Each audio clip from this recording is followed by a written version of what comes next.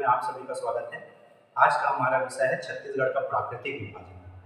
अगर छत्तीसगढ़ के प्राकृतिक विभाजन की बात की जाए तो छत्तीसगढ़ का जो प्राकृतिक विभाजन है वो 4 भागों में है। सबसे पहले भाग है आपका जसपुर का पाट प्रदेश। ये वाला हिस्सा है जसपुर का पाट प्रदेश। जसपुर पाट प्रदेश जो छत्तीसगढ़ के कुल हिस्से का लगभग 16 जो छत्तीसगढ़ के कुल हिस्से का लगभग 4.59% हिस्सा रखा हुआ है। दूसरा प्राकृतिक प्रदेश है पूर्वी बघेलखंड का पठार। पूर्वी बघेलखंड का पठार, पूर्वी बघेलखंड का पठार जो लगभग 16.16% हिस्सा रखा हुआ है। इसके बाद तीसरा प्राकृतिक प्रदेश है महानदी का मैदान। तीसरा प्राकृतिक प्रदेश है महानदी का मैदान। महानदी का मैदान, इसे ही छत्तीसगढ़ का मैदान भी कहते हैं। इसे ही छत्तीसगढ़ का मैदान भी कहा जाता है, जो लगभग 50.34% हिस्सा छत्तीसगढ़ का रखा हुआ है। और चौथा प्राकृतिक प्रदेश है दंडकारण्य पाट प्रदेश या दंडकारण्य प्रदेश। दंडकारण्य प्रदेश, और ये छत्तीसगढ़ का लगभग 28.91% हिस्सा अपने समक्ष रखा हुआ है। अगर छत्तीसगढ़ के प्राकृतिक विभाजन की बात की जाए तो छत्तीसगढ़ का प्राकृतिक विभाजन 4 भागों में बटा है। सबसे पहले पाट प्रदेश 4.59%, दूसरा है आपका पूर्वी बघेलखंड का पठार 16.16%, तीसरा है दंडकारण्य पाट प्रदेश 28.91%, और चौथा है महानदी का मैदान या छत्तीसगढ़ का मैदान 50.34%। इन्हीं सबसे पहले हम शुरुआत करेंगे जसपुर पाट। सबसे पहले हम शुरुआत करेंगे पाट प्रदेश से। अगर पाट प्रदेश को देखा जाए, पाट प्रदेश को देखा जाए तो पाट प्रदेश छत्तीसगढ़ का कुल 4.59% हिस्सा रखा हुआ है। और इसकी अगर क्षेत्रफल देखी जाए तो इसकी क्षेत्रफल है 6208 वर्ग किलोमीटर। 6208 वर्ग किलोमीटर। और इस पाट प्रदेश में जो खनिज प्राप्त होता है, इस पाट प्रदेश में जो खनिज प्राप्त होता है उस खनिज का नाम है बॉक्साइट।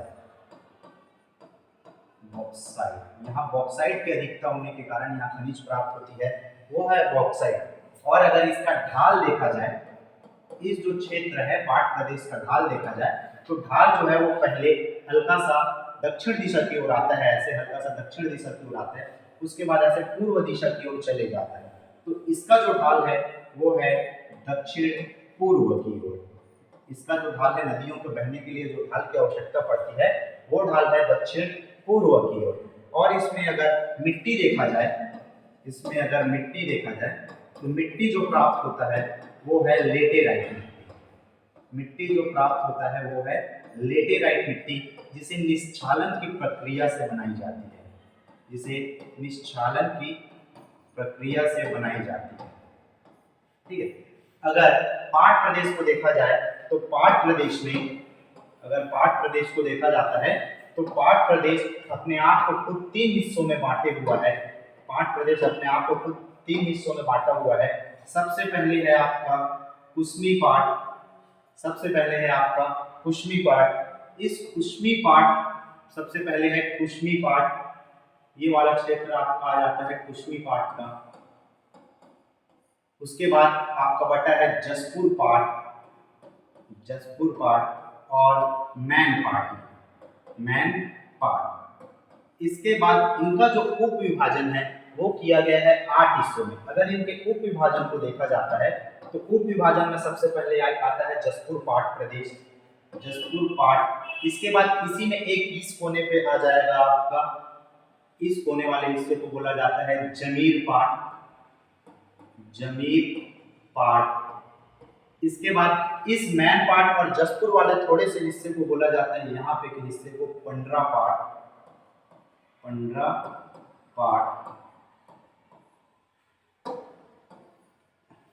15 पार्ट। इस वाले क्षेत्र को बोला जाता है सामरी पाट, सामरी पाट। इस वाले क्षेत्र को बोला जाता है लहसुन पाट, लहसुन पाट। और ये वाला जो क्षेत्र बचा हुआ है इसे बोला जाता है जारंग पाट। तो ये मुख्यतः 3 पार्ट में बटा हुआ है। एक पार्ट हो जाता है आपका कुश्मी पाट, एक पार्ट होता है आपका कुश्मी पाट, एक पार्ट होता है आपका जसपुर पाट और एक होता है मैनपुर पाट। इस मैन पार्ट, तीनों पार्ट को हम एक एक करके देखते हैं। सर्वप्रथम शुरुआत हम करते हैं कुश्मी पाट से। अगर कुश्मी पाट को सर्वप्रथम देखा जाए तो ये जो कुश्मी पाट है इसका अगर क्षेत्र देखें तो कुश्मी पाट का क्षेत्र जो है वो है आपका जसपुर का उत्तरी भाग, जसपुर का उत्तरी भाग प्लस बलरामपुर का कुश्मी तहसील। इन दोनों क्षेत्रों में कुश्मी पाट फैला हुआ है, कुश्मी तहसील। इस कुश्मी पाट का जो है अन्य नाम, इस कुश्मी पाट का अन्य नाम है उच्च घाटी। इस कुश्मी पाट का अन्य नाम है उच्च घाटी, क्योंकि छत्तीसगढ़ में सबसे ज्यादा अगर किसी की ऊंचाई है तो वो कुश्मी पाट में एक पाट आता है सामरी पाट, जिसकी छत्तीसगढ़ में सबसे ज्यादा ऊंचाई है। इस सामरी पाट के अंतर्गत एक पहाड़ी चोटी आती है जिसे कहा जाता है गौरलाटा, और गौरलाटा की ऊंचाई जो है वो 12-25 मीटर है, जो छत्तीसगढ़ की सबसे ऊंची चोटी है। अगर इस कुश्मी पाट का विस्तृत अध्ययन किया जाए तो इस कुश्मी पाट में आपको एक जगह देखने मिलेगा, इस कुश्मी पाट के अंतर्गत यहाँ पे आपको देखने मिलेगा ये वाली जगह पे खुरिया पठार। इस वाले जगह पे आपको देखने मिलेगा खुरिया पठार, खुरिया पठार। इस खुरिया पठार की विशेषता ये है कि इस खुरिया पठार को 4 अवस्था में बांटा गया है। इस खुरिया पठार को 4 अवस्था में बांटा गया है। अगर पहली अवस्था की बात की जाए, प्रथम अवस्था की, उस खुरिया पठार की प्रथम अवस्था में शैलों का निर्माण हुआ, विभिन्न शैल समूह का निर्माण हुआ, विभिन्न शैल समूह के निर्माण हुए। द्वितीय पाठ में या द्वितीय के दौरान नदियों का अपर्दन हुआ, द्वितीय में नदियों का अपर्दन हुआ। तृतीय अवस्था में पाट प्रदेश का निर्माण हुआ, पाट प्रदेश का निर्माण हुआ। और चतुर्थ अवस्था में नदियों के अपर्दन के कारण धरातलीय विषमता हुई, धरातलीय विषमता हुई, जिसके कारण नदियां तीव्र गति से बहने लगी, जिसके कारण नदियां तीव्र गति से बहने लगी। अगर खुरिया पठार को देखा जाए तो खुरिया पठार की 4 अवस्था होती है। प्रथम अवस्था जिसमें शैल समूह निर्मित हुआ, दूसरा है द्वितीय अवस्था नदियों का अपर्दन हुआ, तीसरा है तृतीय अवस्था जिसमें पाट प्रदेश का निर्माण हुआ, और चौथा है धरातलीय विषमता जिसमें नदियां जो है तीव्र गति से बहने लग गई। और इसी खुरिया पठार में अगर देखा जाए एक पॉइंट, तो इस खुरिया पठार में लेटेराइट मिट्टी की अधिकता है, इस खुरिया पठार में लेटेराइट मिट्टी की अधिकता है, अधिक मात्रा में पाया जाता है। साथ ही इस खुरिया पठार जो है वो 3-4 पहाड़ों को लेके अपने साथ बना हुआ है। इस खुरिया पठार में एक आता है आपका पंडरा पाट, एक आता है पंडरा पाट, एक आता है सुलेशा की पहाड़ियां, इसके बाद एक आता है इसमें भंवर पाट, और एक आता है इसमें तेंदू पाट। आप ये बोल सकते हो कि ये जो खुरिया पठार का जो 4 पहाड़ है वो इस खुरिया पठार की 4 अवस्था को दर्शाता है। इस खुरिया पठार के अंतर्गत आता है पंडरा पाट, सुलेशा पहाड़ी, भंवर पाट और तेंदू पाट, जिसमें से मोस्ट इंपॉर्टेंट है सुलेशा की पहाड़ियां। इसको पूछा भी गया है कि सुलेशा की पहाड़ियां कहाँ स्थित है, तो सुलेशा की पहाड़ियां जो है वो पाट प्रदेश में स्थित है। इसके बाद आगे देखे जाए, अगर खुरिया पठार को और ध्यान से देखा जाता है तो खुरिया पठार जो हिस्सा है, इस खुरिया पठार के अंतर्गत सबसे बड़ा हिस्सा है, खुरिया पठार के अंतर्गत सबसे बड़ा हिस्सा है वो आता है, सबसे ऊंचा हिस्सा जो है वो है सामरी पाट। ये है सबसे ऊंचा हिस्सा, सबसे ऊंचा हिस्सा, सबसे ऊंचा हिस्सा। इसी सामरी पाट में छत्तीसगढ़ की सबसे ऊंची चोटी गौरलाटा स्थित है। छत्तीसगढ़ की सबसे ऊंची चोटी गौरलाटा स्थित है, जिसकी ऊंचाई 1225 मीटर है। सबसे ऊंची चोटी,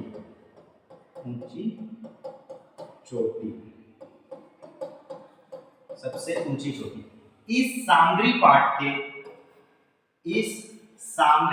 के पूर्व दिशा की ओर, इस सामरी पाट के पूर्व दिशा की ओर जमीर पाट है।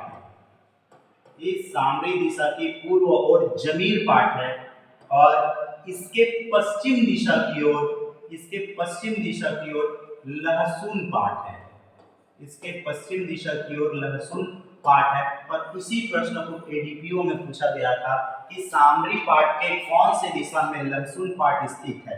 तो सामरी पाट के पश्चिम दिशा में लहसुन पाट स्थित है और सामरी पाट के पूर्वी दिशा में जमीर पाट स्थित है।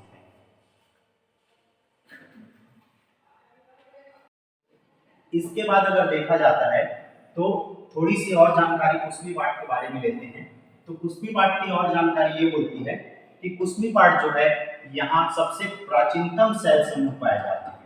सबसे प्राचीनतम शैल समूह पाए जाते हैं, प्राचीनतम शैल समूह पाए जाते हैं। साथ ही यहाँ पे अवर्गीकृत रेशेदार समूह भी पाए जाते हैं। रेशेदार समूह भी पाए जाते हैं। क्या पाया जाता है? एक्स्ट्रा जानकारी क्या है कुसमी पाट के लिए कि ये सबसे प्राचीनतम शैल समूह है। साथ ही यहाँ पे अवर्गीकृत रवेदार या रेशेदार समूह भी पाए जाते हैं। और साथ ही अगर कुसमी पाट का आकृति कैसा है, ऐसा अगर प्रश्न आता है कि कुसमी पाट की आकृति कैसी है, तो कुसमी पाट की आकृति है वो है सीढ़ी नुमा। इसकी आकृति सीढ़ी के समान दिखाई पड़ती है, क्योंकि क्या है कि धरातलीय विषमता होने के कारण इसकी आकृति उबड़ खाबड़ है और सीढ़ी के टाइप में दिखाई पड़ती है। अगला हमारा है जसपुर पाट। इस जसपुर पाट को छत्तीसगढ़ में नीच घाट भी कहा जाता है। इस जसपुर पाट का अन्य नाम है नीच घाट, या फिर इसी जसपुर पाट का एक और नाम है ईबमैनी घाटी। ईबमैनी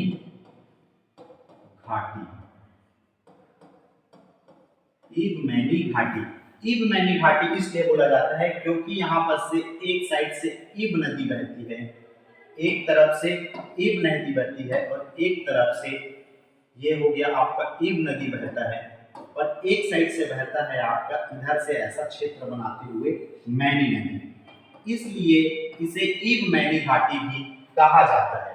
अगर जसपुर पाट को देखा जाए तो जसपुर पाट का जो पश्चिमी भाग है, जसपुर पाट का पश्चिम भाग, वेस्ट वाला जो भाग है, पश्चिम भाग मतलब ये वाला जो भाग है जसपुर का, जसपुर के इस वाले भाग में जो मैनी नदी होती है, मैनी नदी होती है, वो सी आकृति बनाते हुए आगे बढ़ती है। मैनी नदी जो है वो सी आकृति बनाते हुए आगे बढ़ती है। इसी सी आकृति को काकिया क्षेत्र कहा जाता है। इसी सी आकृति को काकिया क्षेत्र कहा जाता है। अगर आपका प्रश्न आता है कि जसपुर पाट में काकिया क्षेत्र किसे कहा जाता है, तो जसपुर पाट में काकिया क्षेत्र ऐसे क्षेत्र को कहा जाता है जहां पे मैनी नदी सी आकार में आकृति बनाते हुए आगे बढ़ती है, इसे ही काकिया क्षेत्र कहा गया है। इसके बाद अगर जसपुर पाट को देखा जाए तो जसपुर पाट में अपन एक देखते हैं लोरो घाटी।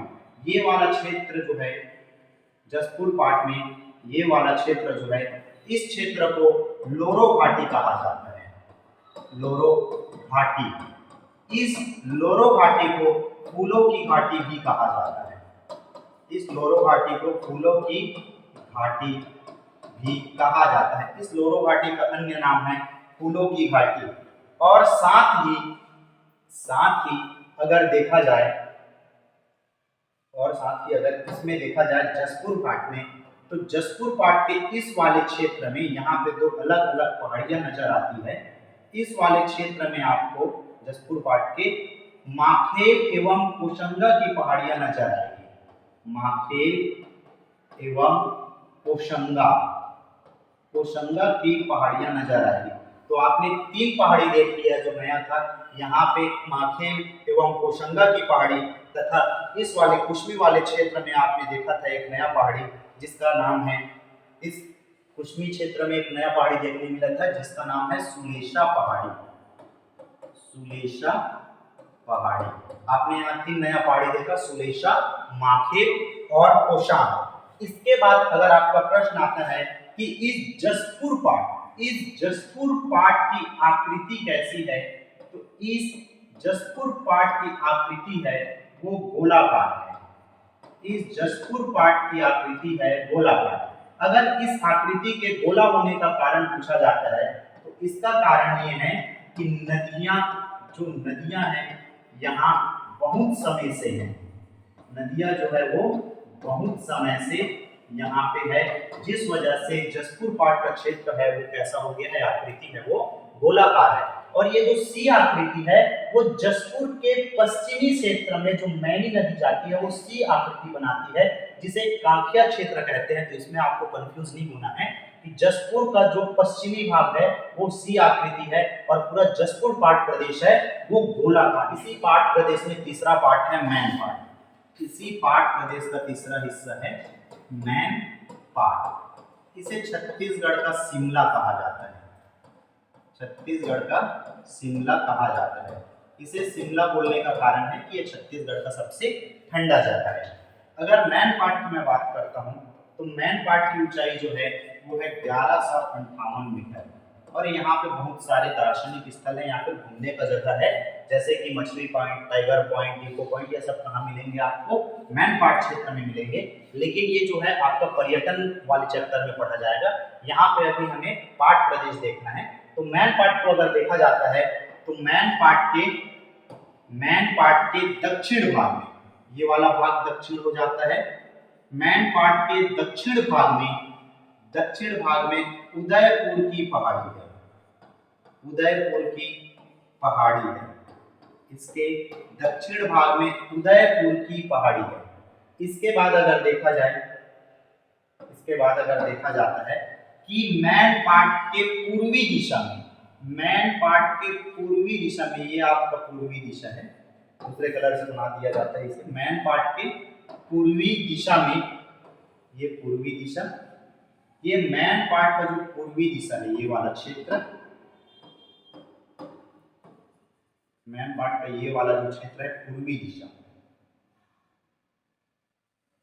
इस पूर्वी दिशा में मांड नदी बहती है।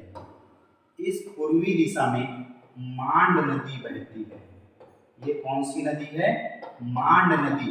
और इसकी दिशा जो है, इस नदी की दिशा उत्तर से दक्षिण की ओर है।